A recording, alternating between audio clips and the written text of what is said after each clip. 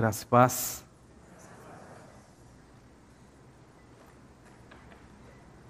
Eu gostaria de, em nome do Senhor Jesus Cristo, abrir as Escrituras com todos vocês. Primeiramente em Mateus,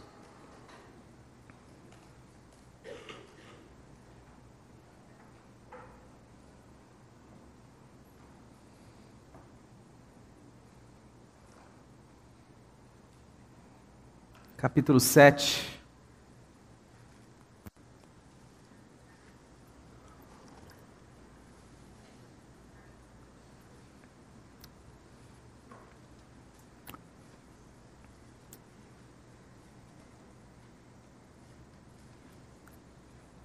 Eu vou ler a partir do versículo 15.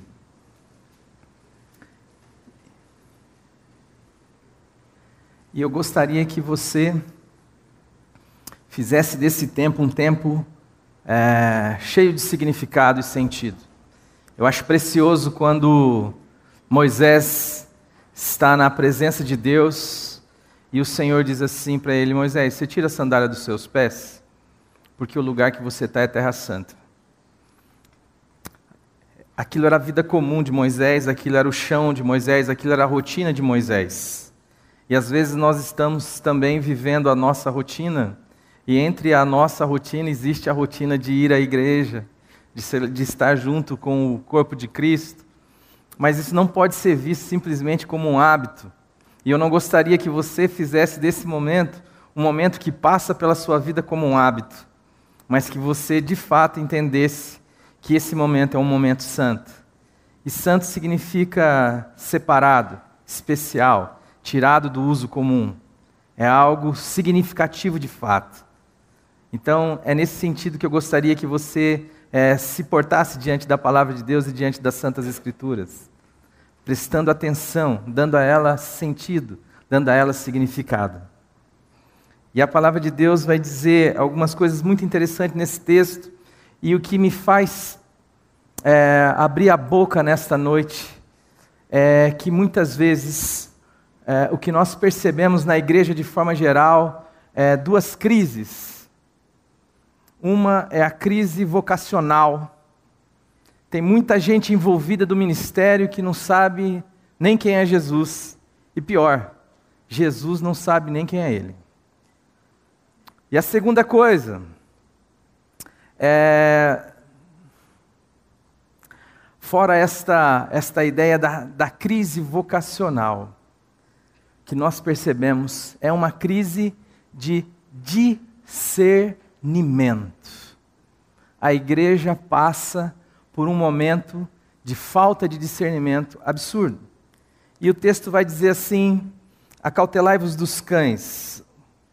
Meu amor, você lê para mim? Do 15 até Mateus 7, do 15 até o 23. Acautelai-vos dos falsos profetas, que se vos apresentam disfarçados em ovelhas, mas por dentro são lobos roubadores. Pelos seus frutos os conhecereis. Colhem-se, porventura, uvas dos espinheiros ou figos dos abrolhos? Assim, toda árvore boa produz bons frutos, porém a árvore má produz frutos maus. Não pode a árvore boa produzir frutos maus, nem a árvore má produzir frutos bons. Toda árvore que não produz bom fruto é cortada e lançada ao fogo. Assim, pois, pelos seus frutos os conhecereis. Nem todo o que me diz, Senhor, Senhor, entrará no reino dos céus, mas aquele que faz a vontade do meu Pai, que está nos céus.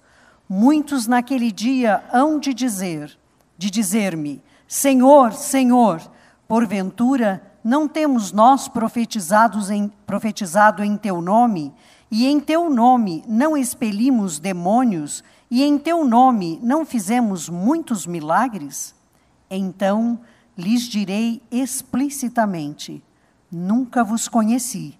Apartai-vos de mim, os que praticais a iniquidade.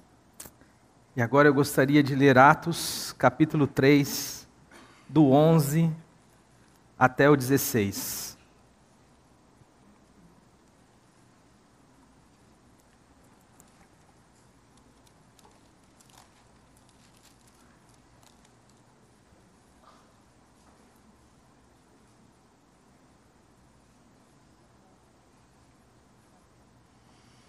Apegando-se ele a Pedro e a João, todo o povo correu atônito para junto deles, no pórtico chamado de Salomão. À vista disso, Pedro se dirigiu ao povo, dizendo: Israelitas, por que vos maravilhais disso? Ou por que fitais os olhos em nós, como se pelo nosso próprio poder ou piedade o tivéssemos feito andar? O Deus de Abraão, de Isaque e de Jacó, o Deus de nossos pais, glorificou o seu servo Jesus, a quem vós traíste e negaste perante Pilatos, quando este havia decidido soltá-lo. Vós, porém, negaste o santo e o justo, e pedisse que vos concedessem um homicida. Dessarte, mataste o autor da vida, a quem Deus ressuscitou dentre os mortos, do que nós somos testemunhas.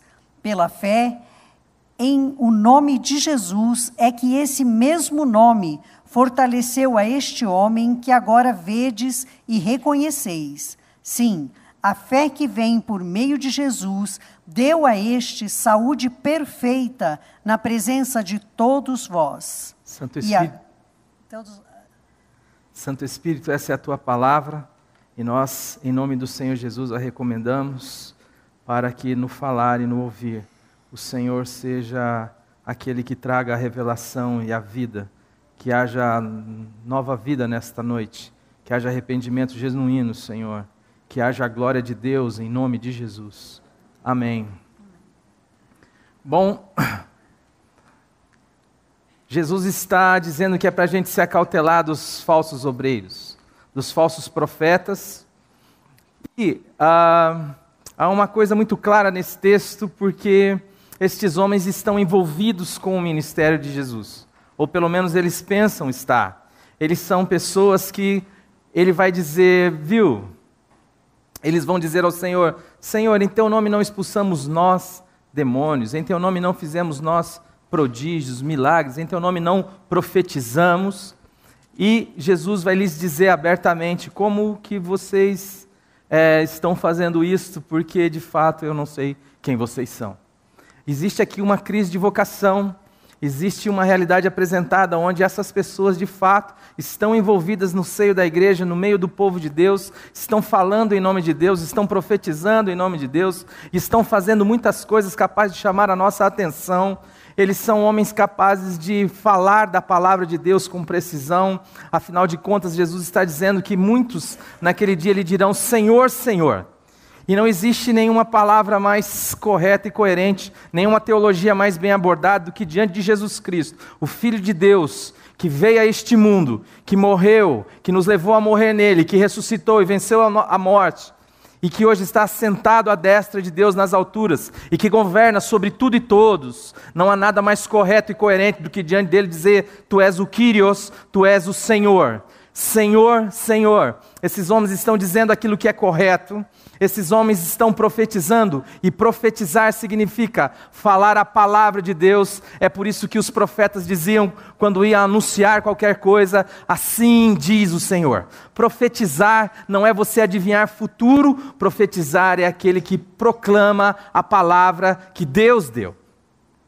E esses homens não estão só nisto, esses homens estão envolvidos também com exorcismo, eles estão expulsando o demônio, e eles estão curando.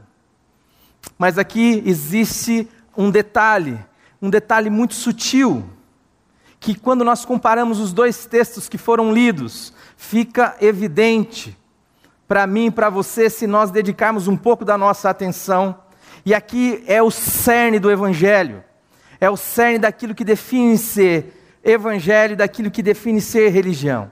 E a questão para nós aqui é muito importante, porque o que nós de fato queremos falar nessa noite, essa base é uma introdução, é sobre este reflexo que nós temos enquanto indivíduos na igreja.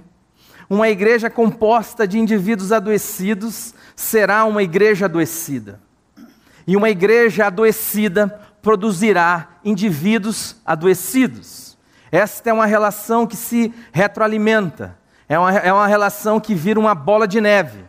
E nada mais adoece as pessoas do que a religião. E aqui existe este cerne terrível, porque a religião sempre é aquilo que você e eu podemos desempenhar. Aquilo que está ao meu alcance, que está no meu poder, na minha capacidade de gerenciar, na minha capacidade de mobilizar, na minha capacidade de conseguir realizar aquilo que eu penso ser a obra de Deus, mesmo que talvez Deus não saiba nem quem eu sou. Mesmo que talvez não haja nenhuma intimidade entre eu e Deus, eu simplesmente estou envolvido nas coisas que eu digo ser de Deus e que eu penso ser de Deus, e que muitos ficarão espantados naquele dia ao ouvir da boca de Jesus: bom, eu não sei quem você é, eu não te conheço. E o detalhe qual é? O detalhe é que quando Pedro e João estão no pórtico de Salomão, e eles veem lá um homem aleijado, paralítico, e oram ao Senhor para que aquele homem fosse curado, e esse homem salta, fica em pé, se alegra, pula. O que acontece é que os olhos de todos são fitos em Pedro e em João. E naquele mesmo instante, a pergunta de João é: peraí, o que vocês estão pensando? O que está acontecendo aqui?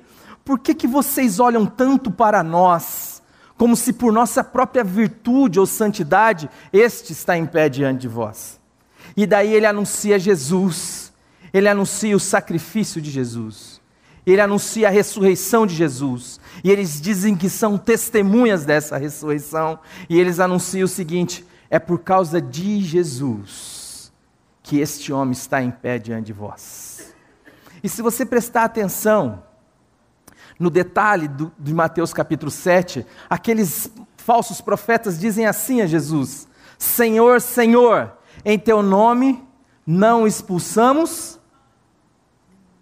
Vamos comigo. Em teu nome não expulsamos nós. Nós expulsamos. Pedro está dizendo: eu não tenho nada a ver com isso. Quem fez isso foi Jesus. Vocês precisam se converter, vocês precisam se arrepender. Vocês fizeram o que fizeram na ignorância. Vocês mataram o autor da vida. Mas nós estamos aqui anunciando a redenção a vocês. Nós não temos nada a ver com este homem estar em pé diante de vocês, porque só tem este poder o Senhor da glória, só tem este poder aquele que venceu a morte, aquele que desatou os 7 selos, aquele que abre o livro da vida, só Ele tem este poder. Portanto, é usurpação de quem quer que seja, ainda que Deus possa usar até uma mula, é usurpação, mas este é o cerne da religião.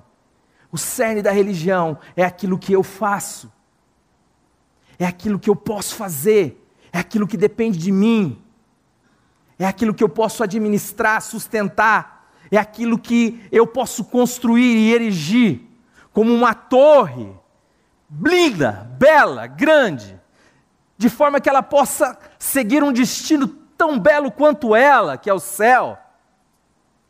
Só que o objetivo disso é fazer o meu nome notório, é fazer o nosso nome notório.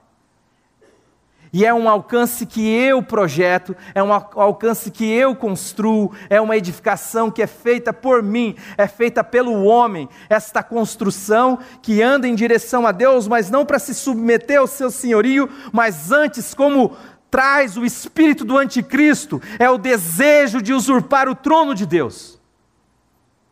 E isto chamando de piedade, só que negando contudo a sua eficácia. Esta construção chama-se religião, e isto é adoecedor. Do outro lado, você tem esta consciência do Evangelho. Pessoas que não podem absolutamente nada. Pessoas que não sabem, que não veem e que não podem. Dependendo daquele que sabe, que vê e que pode todas as coisas. Pessoas que chegaram à consciência que essa estrutura, isso que eu chamo de eu, esta construção que eu chamo de eu, não tinha uma outra solução para ela, a não ser a cruz de Jesus, a não ser crucificado com Jesus. A nossa unidade em Jesus se dá em todos os âmbitos, amados. A necessidade de Deus ter encarnado, de Deus ter se tornado um de nós, é a necessidade de pôr um fim em nós, para fazer de nós novas criaturas, não para moldar a nossa moral, mas para nos dar um novo coração. Não para fazer de nós crentes bem comportados, mas para fazer de nós filhos e filhas de Deus. E isto só pode acontecer depois da cruz, porque não existe vida da ressurreição, não existe vida eterna sem perder a vida velha na cruz do Calvário. E isto, amados, não pode ser um discurso. Isto, amado, não pode ser uma teologia que eu e você papagaiamos. Isso deve ser uma experiência de fé, onde eu sei que eu fui crucificado com Jesus Cristo. Onde eu não papagaio isso como o credo, como o catecismo batista me ensina, mas como eu tenho uma convicção dada pelo Espírito de Deus, porque o Espírito de Deus testifica com o meu espírito de que eu sou um filho de Deus, e não existe filho de Deus, senão aqueles que foram nascidos de Deus, e não se nasce de Deus, senão aqueles que perderam a sua vida em Jesus e que ressuscitaram juntamente com Jesus.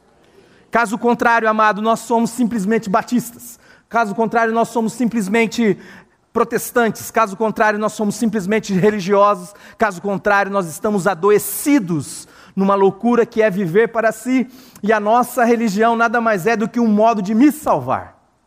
E eu quero dizer para você que todo aquele que se salva se perde. Eu não sei o que você está querendo, eu não sei qual que é a sua experiência. O meu objetivo era chegar lá em Apocalipse 2, eu não sei se eu vou conseguir, porque isso ainda é introdução, mas eu gostaria que vocês, em nome de Jesus, fizessem desse tempo um tempo santo. E em nome de Jesus, pedisse ao Espírito Santo que fale com cada um de nós. Com cada um de nós. Então, essa estrutura religiosa adoece, porque faz com que eu e você alimentamos a esperança de lembrar Deus dos nossos feitos naquele dia. Jesus está dizendo assim: apartai-vos de mim, vós que pratiqueis a iniquidade. O cara está dizendo: não, o senhor está enganado. Eu sou fulano.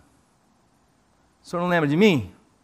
Eu sou pastor lá na Primeira Igreja Batista em Londrina. Meu nome é Alexandre de Oliveira Chaves. Eu pregava, eu orava, eu lia a Bíblia. Não sei quem você é, meu brother.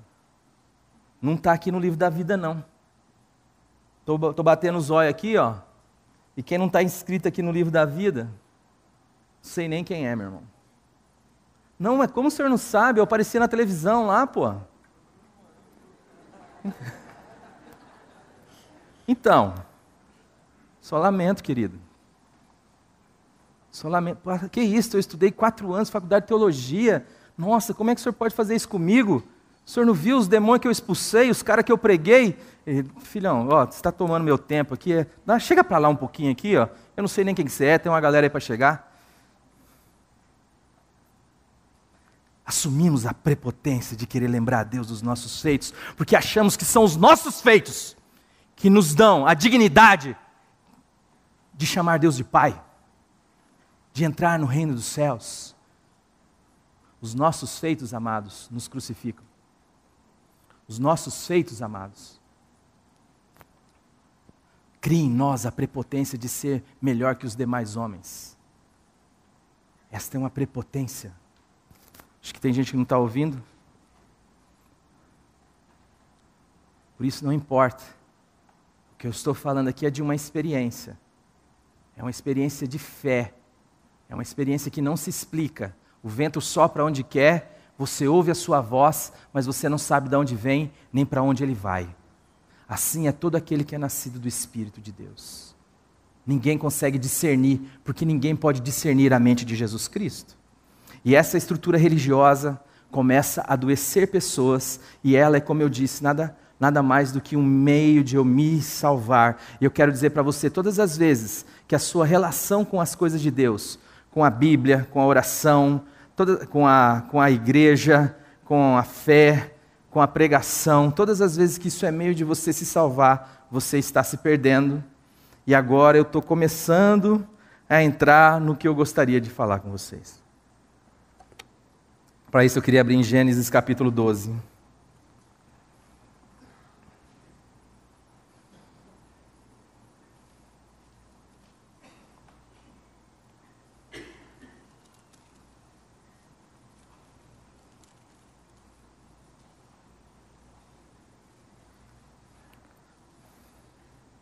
Os versos de 1 a 3, por favor.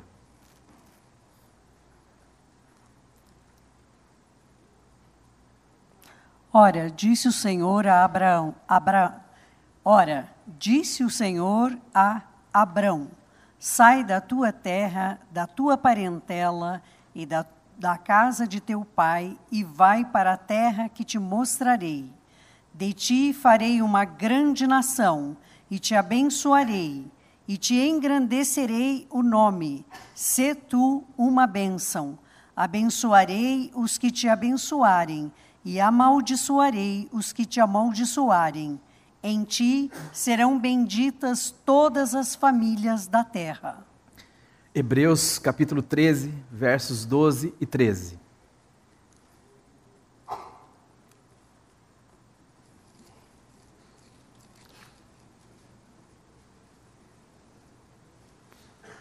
O qual é fiel àquele que o constituiu, como também o era Moisés em toda a casa de Deus. Jesus, todavia, tem sido considerado digno de... Capítulo 13, versos 12 e 13. Capítulo 13. 13.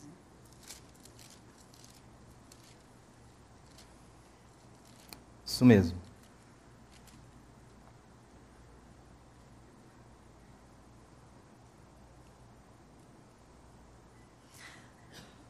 Por isso foi que também Jesus, para santificar o povo pelo seu próprio sangue, sofreu fora da porta.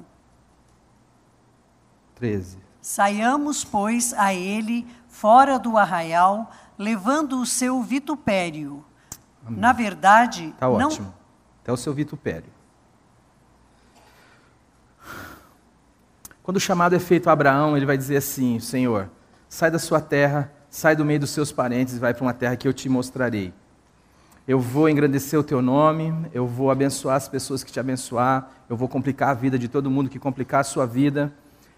E eu tenho um objetivo, e eu gostaria que vocês pensassem qual é o objetivo de Deus no chamamento de Abraão. Está no texto. Qual o objetivo de Deus no chamamento de Abraão? Fazer Abraão famoso? Mas ele falou que ia fazer Abraão famoso, não falou? Mas é esse o objetivo? Qual que é o objetivo? Muito bem, Carol. Em ti serão benditas todas as famílias da terra. Então tem um chamado a uma pessoa, tem um chamado a Abraão. Abraão, sai do meio da tua terra, sai do meio dos seus parentes, vai para uma terra que eu te mostrarei. Isso é loucura. Porque isso não é o tipo de vida que nós queremos. E eu estou falando aqui de discernimento, por quê? Porque muitas vezes o que voga para nós é uma teologia que diz que a igreja é um lugar da onde eu tenho meios de me salvar. E a igreja é um lugar onde eu sou lá para ser servido. Então, a igreja é o lugar onde as pessoas têm que me ver. A igreja é um lugar onde, se eu estiver doente, as pessoas irão orar por mim, eu serei curado. A igreja é um lugar que eu vou para que, se eu estiver solteiro, eu case. A igreja é um lugar para que lá eu possa prosperar, quando eu der o meu dízimo, quando eu contribuir com a minha oferta. Enfim, a igreja é um lugar que tem como finalidade eu mesmo. Deus simplesmente é um poder que eu acesso a este grupo, juntamente com este grupo, com este lugar. Uma vez uma pessoa chegou para mim e falou assim: eu estou saindo da igreja, pastor. E eu disse para ela assim: mas por que, querido, você está saindo da igreja? Ela disse assim: porque eu não fui amada nessa igreja. Eu falei assim: eu só estou tentando lembrar o texto onde fala isso. Fala o quê, pastor? Não, o texto que fala assim: vós, sede amados. Porque eu só leio um texto lá que diz assim: vós, amai-vos uns aos outros. Às vezes nós vamos lá para ser amados, mas nós não vamos lá para amar. Eu quero ir lá para receber. Eu não quero ir lá para me dar. E vamos entender que o chamado de Deus para a igreja é sempre o outro. E Jesus, a palavra de Deus vai dizer no texto de Hebreus que nós lemos, que para santificar Ele mesmo. Sim ou não? Para santificar os seus. Morreu aonde? Fora dos portões. E sabe o que o texto está dizendo? Saiamos, pois, a Ele, levando o seu vitupério, a sua vergonha. A igreja não é um lugar onde nós vamos lá para tirar dela, porque nunca foi assim, porque não foi o propósito de Deus em escolher Abraão. A graça de Deus alcança Abraão, e a graça de Deus faz muitas coisas na vida de Abraão. Enquanto Abraão caminha com Deus, mas a graça de Deus tem algo que está para além de Abraão, que está para além dele, da vida dele, da história dele, e é o mesmo que Deus quer fazer comigo e com você. Deus não quer nos aprisionar nos nossos problemas. Deus crucificou os nossos problemas. Deus não quer nos aprisionar numa vida claustrofóbica, onde tudo é medido a partir do meu umbigo e tudo deve ser feito do jeito que eu quero. Deus vai trabalhar na vida de Abraão, e se você pegar esses capítulos e se debruçar sobre ele devagarinho, tendo comunhão com Deus, como quem come peixe junto com um amigo e bebe um bom vinho, você vai ver que Deus vai trabalhando na vida de Abraão, até ele entender que existe um caráter no qual ele pode confiar, e que o que Deus tem proposto para a vida dele está para além dele. É abençoar todas as famílias da terra. Porque dele nasceria uma nação, e dessa nação nasceria o Redentor. A salvação vem dos judeus, diz a palavra de Deus. E Deus na minha e na sua vida não tem como objetivo resolver os nossos probleminhas pequenos. Tem como objetivo fazer da nossa vida sal e luz para algo muito maior do que a gente.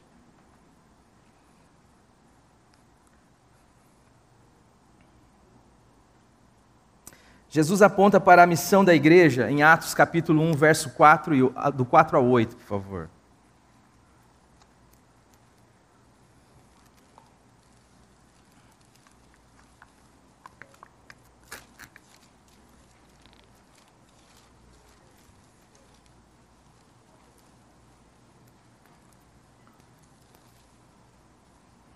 Atos capítulo 1, versículos do 4 ao 8. E comendo com eles, determinou-lhes que não se ausentassem de Jerusalém, mas que esperassem a promessa do Pai, a qual disse ele: de mim ouvistes. Porque João, na verdade, batizou com água, mas vós sereis batizados com o Espírito Santo, não muito depois desses dias. Então os que estavam reunidos lhe perguntaram: Senhor, será este o tempo em que restaures o reino a Israel? Respondeu-lhes: não vos compete conhecer tempos ou épocas que o Pai reservou pela sua exclusiva autoridade, mas recebereis poder ao descer sobre vós o Espírito Santo, e sereis minhas testemunhas, tanto em Jerusalém, como em toda a Judéia e Samaria e até os confins da terra. Isaías 49, 5 e 6.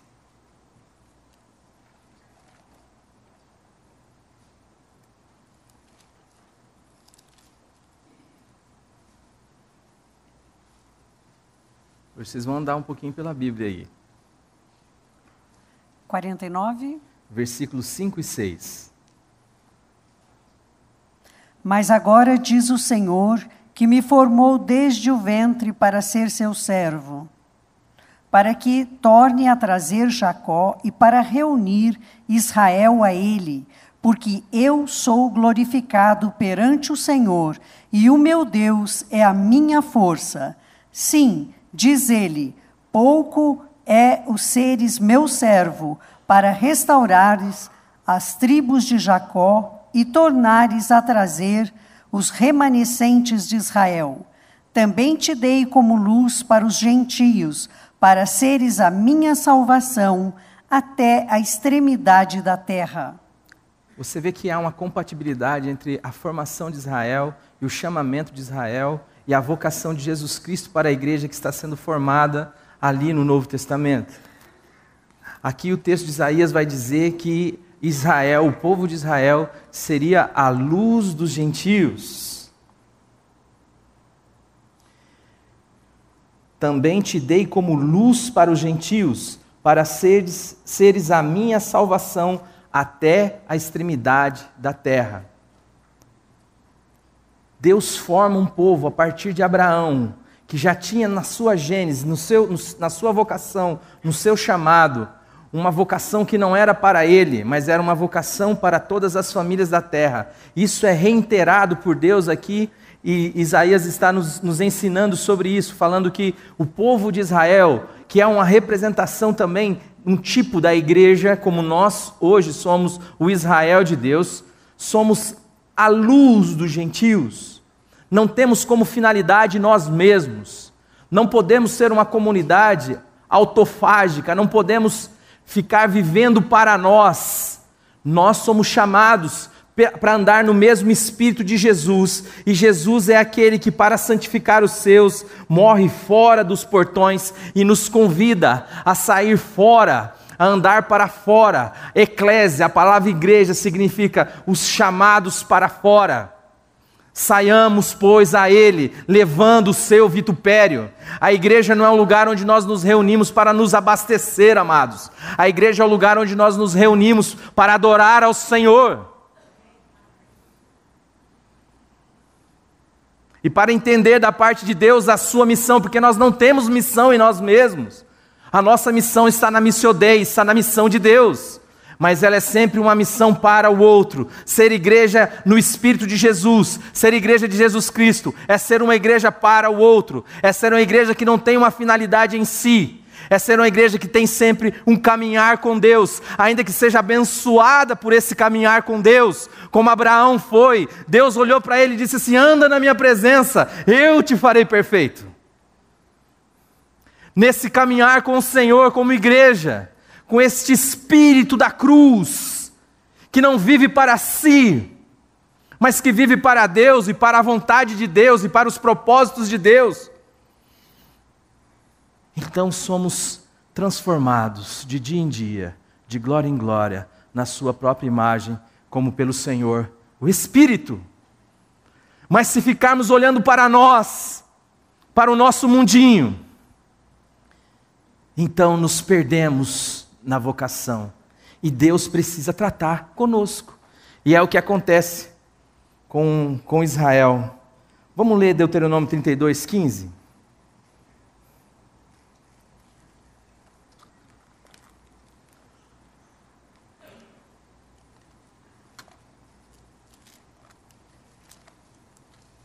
Gente, comeram meu tempo aqui no começo, por isso que eu estou meio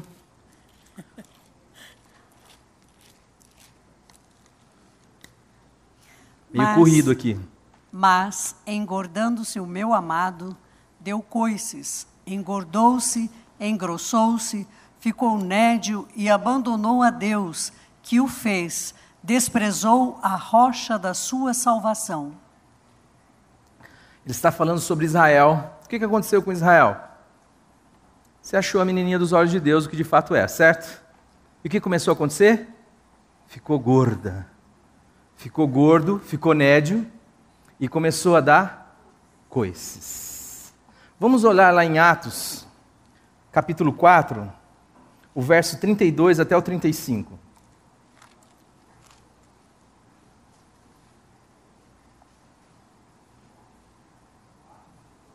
Atos capítulo 4, verso 32 até o 35. Da multidão dos que creram eram o coração e a alma. Ninguém considerava exclusivamente sua nenhuma das coisas que possuía. Tudo, porém, lhes era comum. Com grande poder, os apóstolos davam testemunho da ressurreição do Senhor Jesus, e em todos eles havia abundante graça. Pois nenhum necessitado havia entre eles, porquanto os que possuíam terras ou casas, vendendo-as, traziam os valores correspondentes e depositavam aos pés dos apóstolos. Então se distribuía a qualquer um à medida que alguém tinha necessidade. A gente vai prestar atenção que há um paralelismo aqui em algumas coisas. Mas quando você vai estudar a história de Israel, você vê que quando Israel fica nessa condição de voltar-se para si mesmo, acontecem algumas coisas. E o cativeiro babilônico é um deles, por exemplo. E aqui, o texto está dizendo que chegou um momento que a igreja em Jerusalém resolveu criar uma comunidade de consumo. Existe um milagre muito interessante aqui, que é algo impressionante, que é o fato de uma comunidade toda se perceber una. Ninguém ter algo como sendo propriamente seu. Isso é um fato. Mas vamos entender que o que está acontecendo aqui é que a igreja em Jerusalém passou a ser um lugar onde vivia em torno de si mesmo,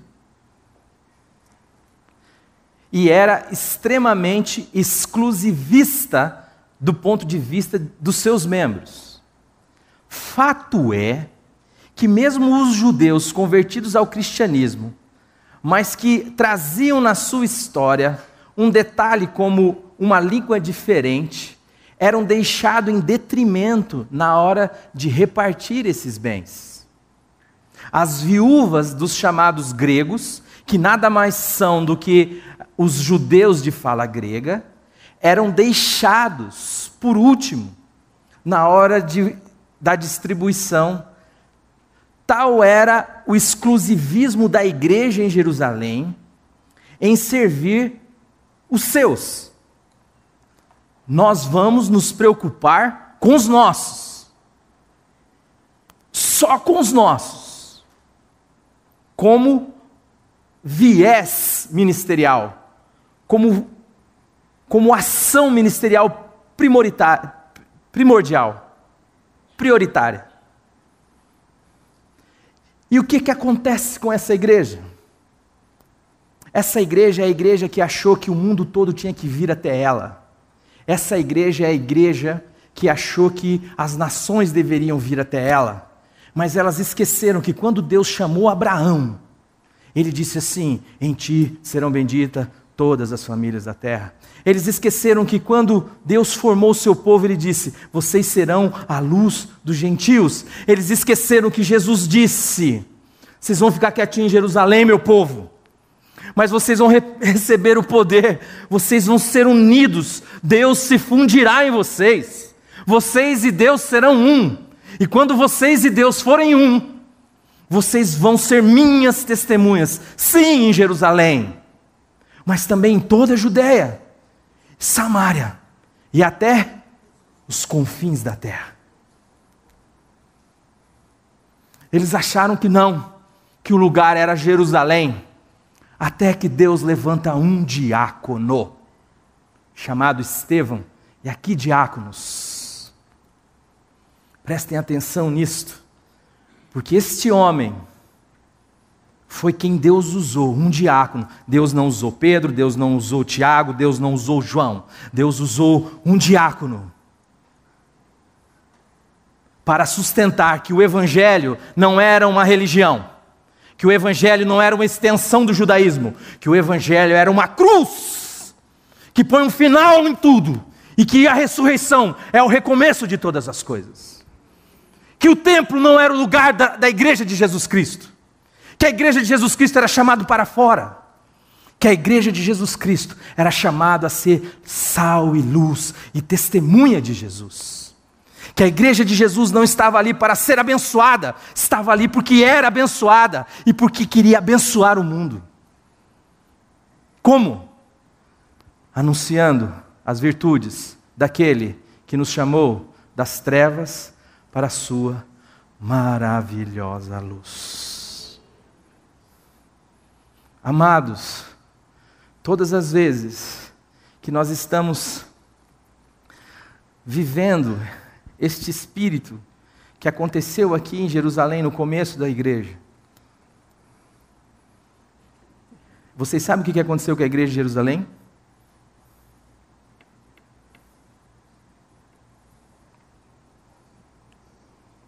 Sabe qual que é o resultado de uma igreja que vive para si? Vamos para Atos capítulo 11, 27 até o 30.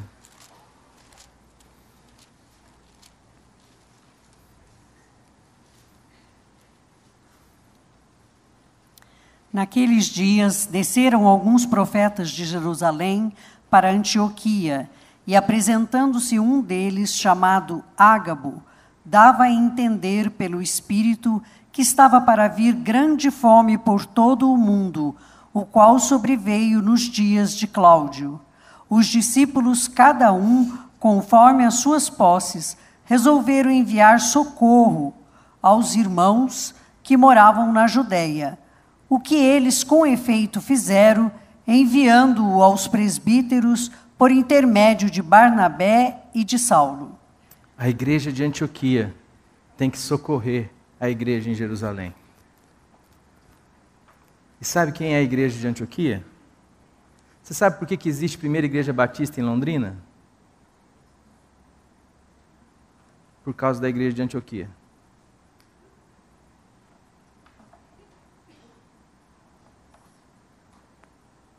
Se fosse depender da igreja de Jerusalém, tinha acabado o dinheiro de todo mundo tinha morrido lá. O evangelho não tinha chegado aqui não. Sabe por quê? Porque ela pensou que o papel dela era fazer dos seus membros, com que seus membros tenham uma vida mais confortável. Ela resolveu viver para si. E todas as vezes que a gente vive para nós mesmos, individualmente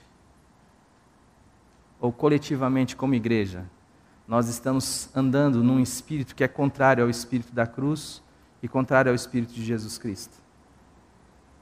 Nós estamos servindo ao espírito do anticristo.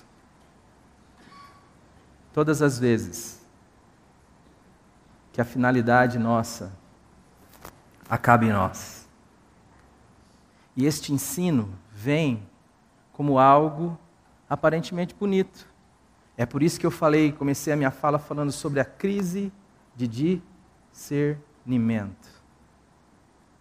A cruz, queridos, não é um acontecimento pretérito no qual a gente sabe teologicamente que fomos incluídos como dogma da nossa comunidade.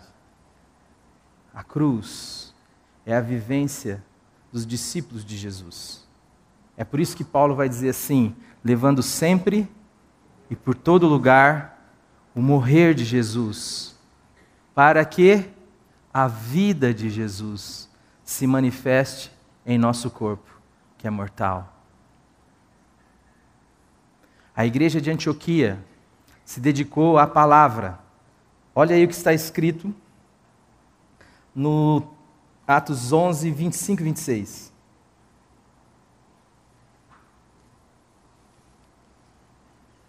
E partiu Barnabé para Tarso à procura de Saulo. Tendo-o encontrado, levou-o para Antioquia. E por todo 1 ano se reuniram naquela igreja e ensinaram numerosa multidão. Em Antioquia foram os discípulos pela primeira vez chamados cristãos. O que aconteceu é que, durante o período de 1 ano, houve uma dedicação intensa à igreja e na formação da palavra. Hoje é uma crise também, amados, por causa da crise de discernimento. Qualquer um que fala Jesus, fala Bíblia, fala qualquer texto bíblico, a gente acha que é palavra de Deus. Lembre-se que o diabo usou textos bíblicos para tentar Jesus. Mas a palavra de Deus é Jesus, tá? A palavra de Deus é uma pessoa. E tudo que não encontra ninho na pessoa de Jesus, não é palavra de Deus. Por isso eu posso usar um texto das Escrituras. Se ela não respeitar o fato de que Jesus veio em carne, se ela não... E o que é Jesus vir em carne? É Deus deixando a sua glória e assumir a condição humana. Se ela não andar na descendente, se ela for para mim, Jesus desceu para se salvar ou para salvar a gente? Se ela é para me salvar, ela é palavra do diabo. É o que o diabo propôs. Ó, salta daqui de cima. Está escrito: aos teus anjos dará ordem para que não tropecem em pedra alguma. Vai ser demais, a galera vai te reconhecer.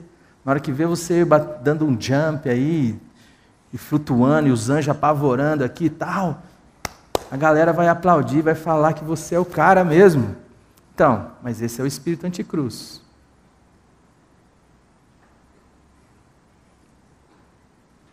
Eles ficaram dedicados na palavra. Vê o 13, 1 e 3. Vocês querem que eu pare? Eu paro. Já deu o horário. Eu posso continuar um pouquinho mais? Tá. Atos 13, 1 e 3.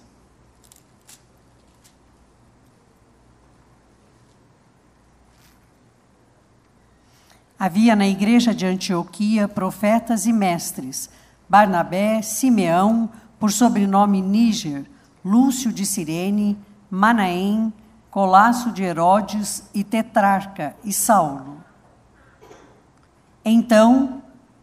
E servindo eles ao Senhor e jejuando, disse o Espírito Santo: Separai-me agora, Barnabé e Saulo, para a obra a que os tenho chamado. Então, jejuando e orando e impondo sobre ele as mãos, os despediram. Isso aqui está falando da primeira viagem missionária de Paulo.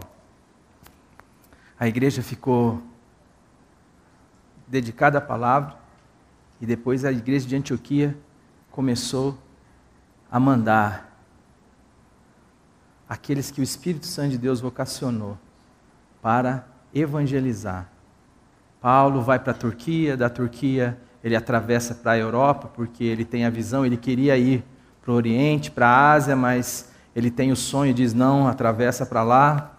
Então ele vai para a Europa, vai para a Grécia, e lá ele começa a pregar. E hoje, quando a gente olha para o mundo que nós vivemos, você vê a condição do Evangelho no Oriente, e você vê a condição do Evangelho no Ocidente. Você acha que Deus é bobinho, né? Então, Deus não é. Deus sabe o que faz. Quem sustentou a mensagem do Evangelho foi o Ocidente. E quem enviou os missionários foi a igreja de Antioquia. A igreja de Antioquia entendeu que não era para ela viver para ela. A igreja de Antioquia entendeu que era para ela ser sal e luz. Que nessa comunhão com Deus, nessa vivência com Deus, ela ia comunhão com a palavra e testemunho da palavra. Comunhão com a palavra e testemunho da palavra. O desejo do meu coração era falar hoje até Apocalipse capítulo 2, a igreja de Esmirna. Eu não vou conseguir, mas eu queria concluir algumas falas dizendo a vocês o seguinte: meus amados, Deus não abalou os céus e veio tomar tapa na cara aqui, para que eu e você continuássemos vivendo para nós. Porque para isso ele não precisava ter vindo aqui.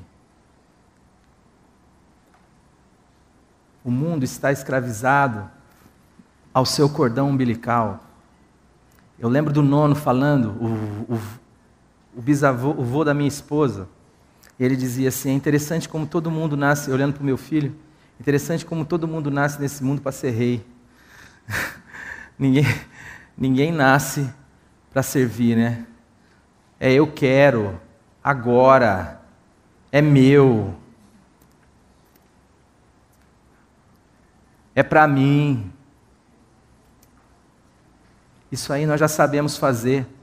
O que o diabo faz é sacralizar este mesmo espírito onde nós vivemos para nós, dentro das igrejas.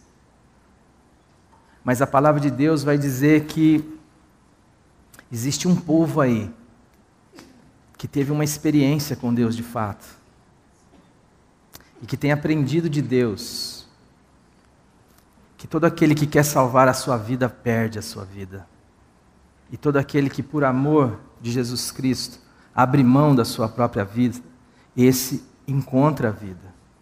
Houve um pregador que disse o seguinte: eu olhei para Jesus Cristo e a pomba da paz sentou no meu coração. Eu olhei para a pomba e ela já não estava mais lá. Eu não sei como você tem vivido, como eu tenho vivido, mas falar do Evangelho da cruz é falar desse Jesus que morreu fora dos portões para santificar os seus. A vida que Deus tem para mim e para você, a vida da ressurreição, a nova vida, o novo homem, é o ser humano que vê o reino de Deus. E no reino de Deus, é esta relação de ver no outro o Senhor. É de andar com Deus. Eu louvo a Deus por esta comunidade, mas desperto essa comunidade a continuar entendendo que a sua missão não tem como objetivo ela mesma. A primeira igreja batista não tem como objetivo ela mesma. A primeira igreja batista, se bem que, vou até mudar aqui, a igreja que se reúne aqui, tem como objetivo andar com Deus e seguir o caminho que Deus preparou de antemão, sabendo que o que Ele quer fazer através de nós, individualmente como igreja, está para muito além de nós e jamais pode estar no nosso poder, de um modo que quando as coisas acontecerem, nós tenhamos uma consciência. Por que vocês estão olhando para nós? Como se por nossa própria virtude. Não, é Jesus Cristo, o Nazareno, varão aprovado no meio de vós com prodígios, maravilhas e sinais, os quais Deus fez por meio dele. É por causa dele que isso está acontecendo. E na minha e na sua vida, amado, individualmente, nós precisamos ter esse entendimento de que quando nós queremos viver para nós mesmos, nós perdemos a nossa vida. Quando nós queremos viver para nós mesmos, nós estamos no sentido contrário da cruz. Quando a nossa reunião como igreja, quando eu estou aqui para que Deus me abençoe, meu querido, a palavra de Deus vai dizer que Deus já te abençoou com todas as sortes de bênçãos espirituais nas regiões celestiais em Cristo Jesus. A palavra de Deus vai dizer que se alguém está em Cristo é uma nova criatura, que as coisas velhas já passaram, eis que tudo se fez novo. A palavra de Deus vai dizer que nós somos filhos de Deus, herdeiros de Deus e co-herdeiros com Cristo Jesus. Não tem para onde você ir mais, querido. Para onde você vai? O super trunfo, o super céu? Não tem, querido.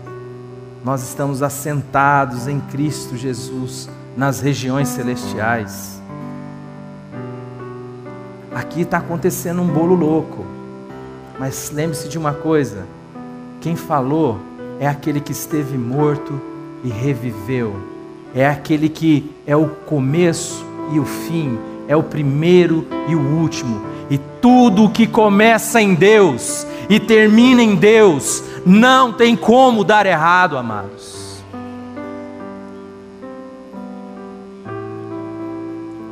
Tem um amigo que, eu não sei se eu já contei essa história, eu conto um monte de história, mas eu não sei, eu vou contar de novo. Que ele amava como criança gibi. Gibi. E ele não tinha dinheiro. Ele tinha um dinheiro quando ele cortava uma grama, lavava um carro, mas o bicho era judeuzinho. E ele falava, rapaz, eu vou lá comprar um gibi, mas se eu comprar o gibi e o gibi tiver um final que eu não gosto, vou gastar dinheiro à toa. E naquela época, não sei, né? Você ia nas bancas, não podia ler, não podia pegar o negócio. Tinha lá uma plaquetona assim, não folhei, não sei o que lá, não sei. Mas ele dava um jeito, ele catava o gibi que ele gostava, ele ia para as 2, 3 últimas páginas ali, dava uma lida meio de rabo de zóio. Quando ele gostava do final, ele falava, vou levar o gibi. Aí ele levava o gibi, ele começava a ler o gibi, tinha hora que ele estava sofrendo, porque o Superman estava enterrado em cima de 5 toneladas de concreto e kryptonita amarrada. E ele falava, meu Deus, aí de repente ele lembrava, peraí, mas eu já li o final. Eu sei o fim. Vai dar tudo certo no final do gibi. Você entende, amado?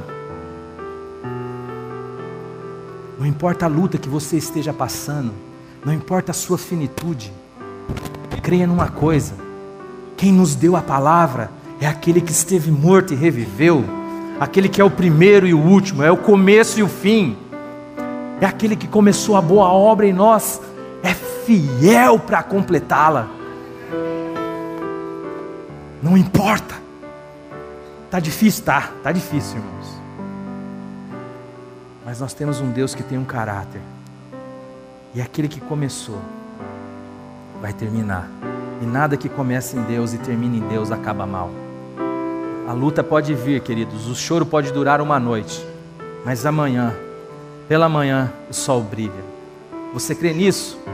Curva a sua cabeça. Pai amado, em nome do Senhor Jesus Cristo, nós queremos te agradecer e pedir que o Senhor nos dê esta convicção de fé e nos dê a alegria de andar todos os dias da nossa vida em comunhão com o Senhor. Pai, livre da cadeia que somos nós mesmos e a nossa vontade, e livra-nos, ó Pai, desse discurso que é inflamado e que vem com o sentido de que cada um de nós procure salvar a si mesmo e nós como comunidade também procuremos nos salvar.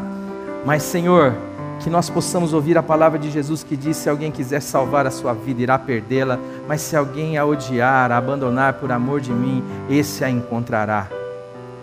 Pai bendito, vivifica a tua igreja, Senhor, cuida dos teus, fortalece os teus, que o sal e a luz deste mundo possa ser testemunha do Senhor. Pai, eu peço que em nome de Jesus haja salvação nesta noite. Eu peço que em nome de Jesus, Senhor, o Senhor se revele amorosamente a cada um daqueles que aqui estão, em nome de Jesus. Amém. A mensagem que você acabou de assistir faz parte do Ministério de Comunicação Palavra da Cruz. Temos um grande acervo de estudos bíblicos em áudio e vídeo.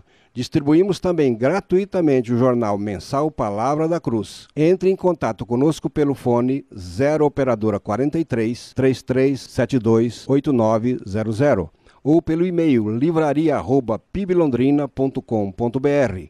Visite-nos pelo site www.livrariapiblondrina.com.br ou acesse www.piblondrina.com.br. Graça e paz.